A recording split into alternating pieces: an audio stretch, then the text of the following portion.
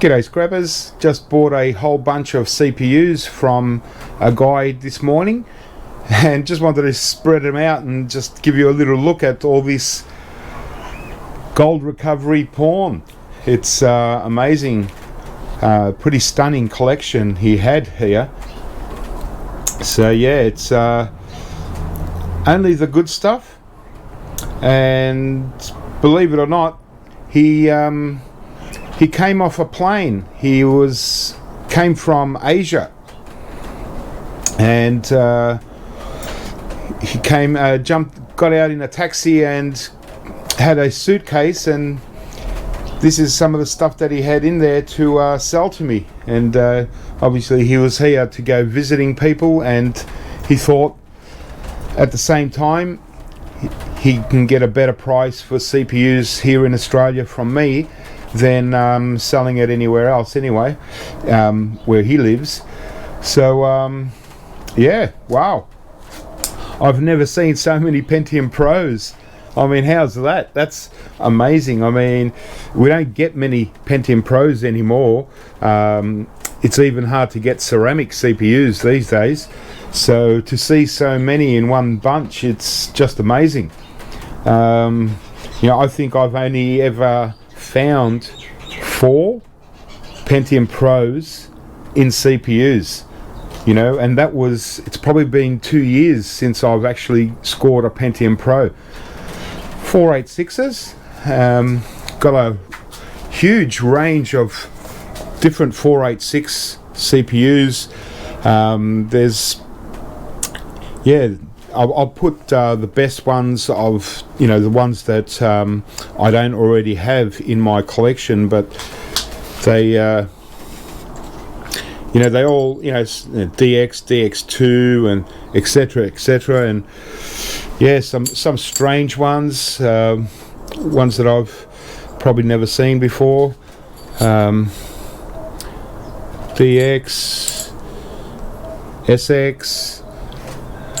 So they're all 486s anyway here, and even these ones here are also 486s, but they don't have the gold cap on the inside, so these I have to buy a little bit less. Obviously than the gold caps. They're kind of a different thing altogether. Well, they're not. They're pretty much the same inside, but because they don't have the gold cap, they are quite a bit less than the gold cap ones. But he didn't have many of them, only 8 of them. And so yeah, they're all 486s up to here, and then this line here is all 386s. So mostly Intel 386. There are some of the AMD DXL 33. So it's pretty much the same as a 386. It's the same size. So here's a Intel 386 DX. But as you can see,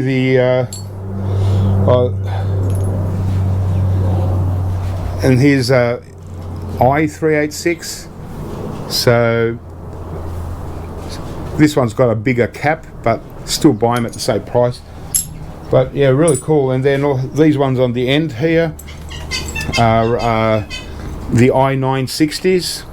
So these are less than the 486s. The 486s are about the highest in this kind of CPU per kilo that I buy. The 386 is the highest. So I buy these for about $150 a kilo. I buy the 486 for $140 a kilo at the moment. And these i960s, well, they're half that. Yeah, and a couple of different versions of 960s. So, they look similar, but as you can see, the different gold caps on there, and less pins on this one than that one, by the looks of it, or maybe not. But they are a little bit different. Obviously different part numbers. Like this one's an earlier one, 1992, and this is 1993. So, but yeah, amazing. And probably the most interesting one out of these Pentium Pros anyway is, well, we'll have a look at the Pentium Pros first. I mean, aren't they beautiful? That's just spectacular looking ceramic CPU, and reasonably good gold recovery. Not as good as a 386 by kilos, by weight, but yeah, they do vary, these Pentium Pros, in how much gold you get out of them. Some of them weigh a little bit heavier than the others. Some will weigh about 90 grams, 91, 92 grams. Others will weigh around 85 to 87 grams. So there's a few grams difference, and same with the gold recovery. It's a little bit different, each one. It really depends on the manufacturer, what factory it came out of. Some factories used a little bit more gold, some used a little bit less. So, but obviously we're not really going to know that until we actually process them. So, and whether I do process the Pentium Pros, well, that's another thing, because you know, the ones that are a bit ratty, a bit scratched up and pitted and stuff, like this one here, this is the only one that I didn't actually buy as a Pentium Pro, because it's got quite a lot of the gold pins missing on this one. So I put this one down to just a regular IBM price. So you know, so instead of paying about $88 a kilo at the moment, so I paid about $50 or $48 a kilo for this particular one, because it's missing pins. It's got to be complete to pay the actual full price. But that's the only one. The rest are all perfect, you know, and so full price. But yeah, as I was saying, I'm probably not going to, don't know if I'm going to recover the gold from all of these Pentium Pros, because you know, they're so hard to find these days, and they're getting very rare. So they're actually worth more as, almost more as a collectible, rather than just going for gold recovery. So, but as you know, I don't recover gold at the moment. I'm stockpiling until one day when I retire from scrapping, I'm going to actually go for gold recovery. But firstly, before anything gets gold recovered, I consider it into my collection or into a sellable specimens, you know. If they're really nice condition, they go, you know, I keep them as a collectible, and probably get more money than gold at the moment. But it just depends on the price of gold. I mean, if gold goes up quite a lot, then you know, again, these could be worth more than what they actually sell as collectibles. But in time, they're not making any more, and they're getting rarer and rarer. So these are going to go into my collection for now. Even the 386, 486s, even the i960s, they're not getting any, you know, they're not making any more. So eventually, you know, there's a lot of people that like to collect this sort of stuff. So that's the sort of thing I weigh up at the moment. I've got plenty of CPUs for gold recovery. I got, you know, sometimes I buy CPUs that are already been smashed up and stuff like that, or they're just too damaged. So all that is going to go for gold recovery one day, but even then, that's still quite a few years away. And the interesting batch that I got were these Pentium Pros here. And these are like the server Pentium Pro version. I'm not sure, they might even go in regular CPUs, but yeah, these are really interesting, and I didn't know how to buy them. You know, I wasn't sure what to pay for them, because what do you pay for them when they don't look anything like a Pentium Pro? They say Pentium Pro. So obviously I couldn't pay what I would pay for these ceramic ones. For that, for a start, there's no gold top. So that makes a big difference right at the start. And underneath, you can see this isn't ceramic at all. This is just fiberglass, and whereas this is all obviously ceramic. The pins are a little bit, you know, different as well, and so yeah, just a different thing. So I didn't know how to buy these. I wasn't going to pay Pentium Pro price, $88 a kilo, so I don't know if I paid a bit too much for these or not. And so I figured, well, I still wanted to buy them because there's a couple of pretty good ones here that I can put into my collection, and then some dirty ones with the heat sink stains and stuff like that. So, you know, these I'll leave as last resort, unless, you know, I might try and clean them up if I want to put them, keep them as collectibles. So what I did is, before I figured out a price, I ended up paying about 40, the same price as the i960s. Whether I paid too much, yeah, I don't know, because it's all fiberglass, and this top here, this is actually aluminium. So you take off the aluminium and you've got fiberglass. So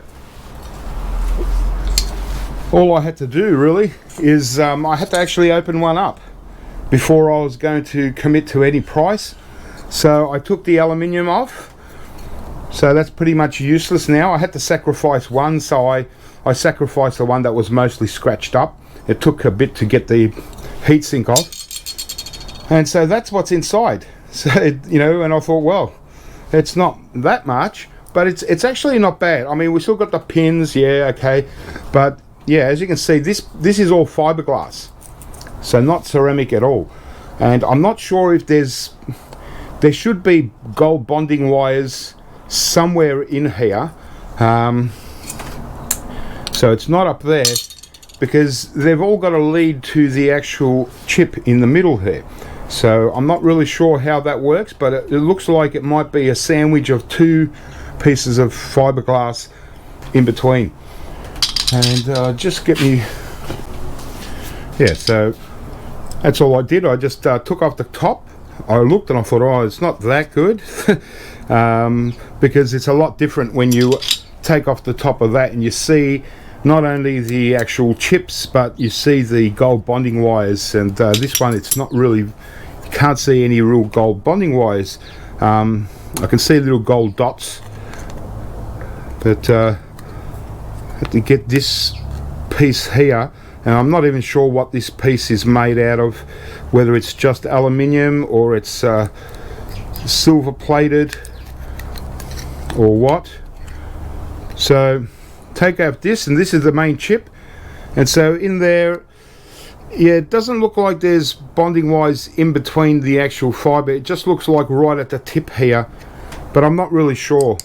I'm not really sure. Definitely nothing in this base part. It's got to be in this top plastic part, just for anyone that's interested. But yeah, so that's the here's the actual silicon chips. And you can see there's three really nice silicon chips there, and you know, they're kind of like, this is, looks like it's just aluminium, and so the chips are quite thin, and but they do look, you know, quite impressive as far as for gold recovery. It would be just a matter of removing these chips from the aluminium, and yeah, so they're silicon chips, but yeah, they look like there's quite decent gold in there. So I had to sacrifice one, obviously, just otherwise I wouldn't be able to buy them, and he wanted to get rid of all of them. So whether I paid too much or not enough, I'm not sure, but if I paid too much, it really probably not going to really lose much anyway, because they're only mostly plastic. They're not that heavy.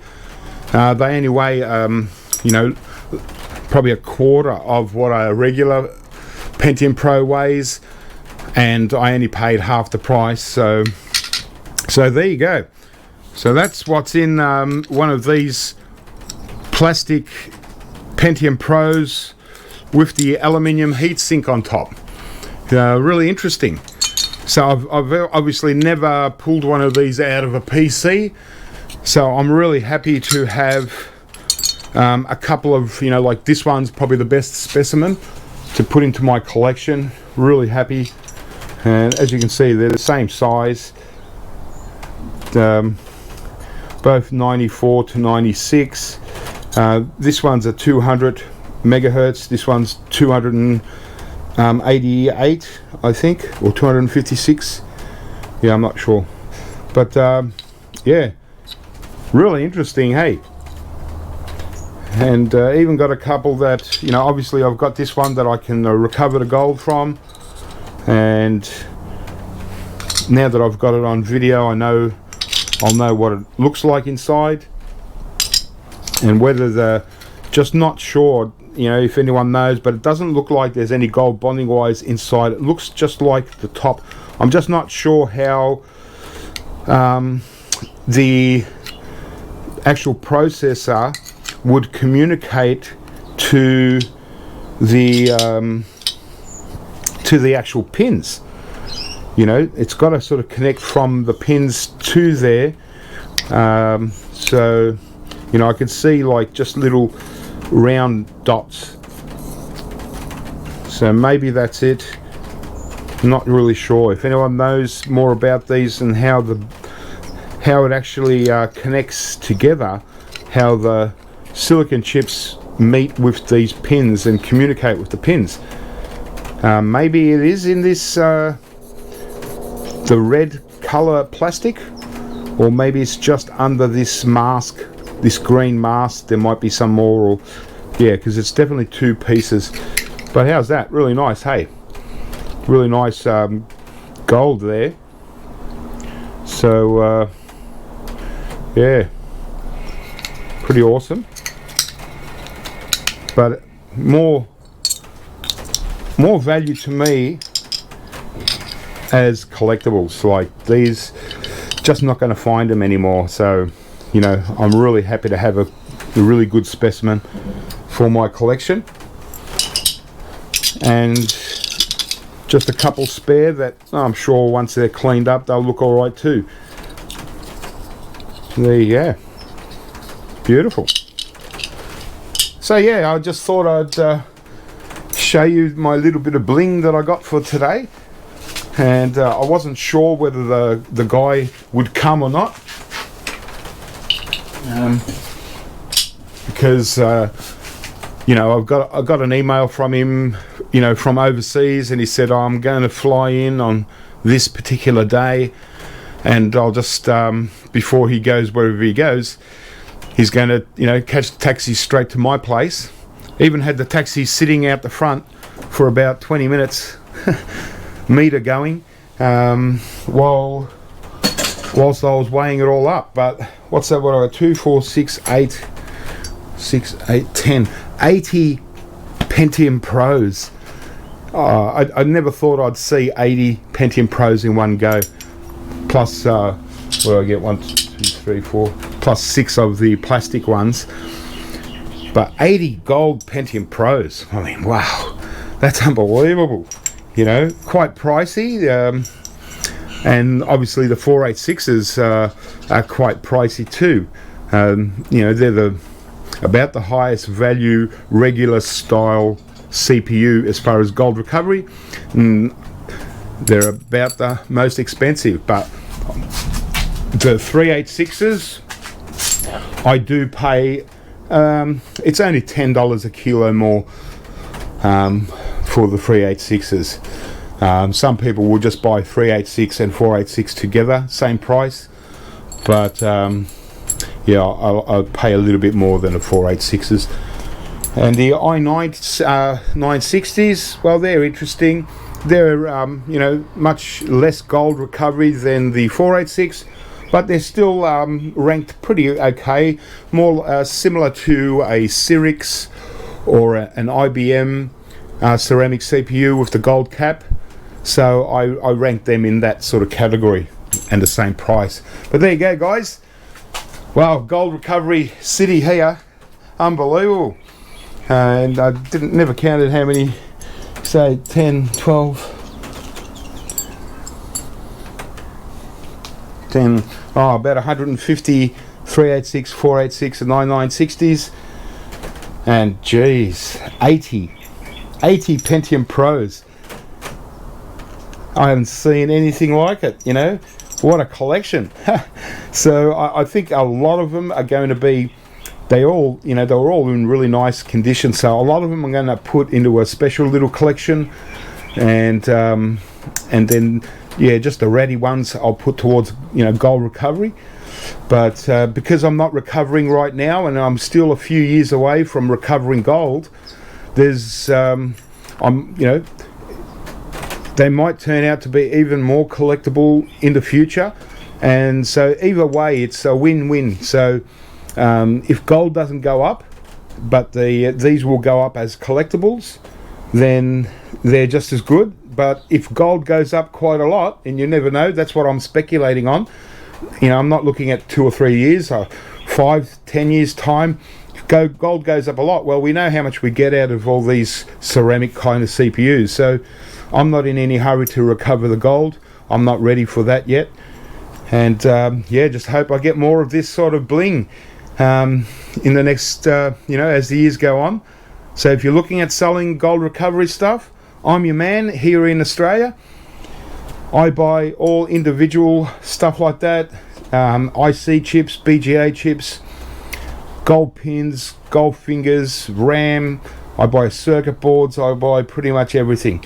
And I've been really busy at the moment, but always welcome a new person to come along and bring me their stuff that they've accumulated. Alright guys, well, keep scrapping and have fun, and I'll catch you next time.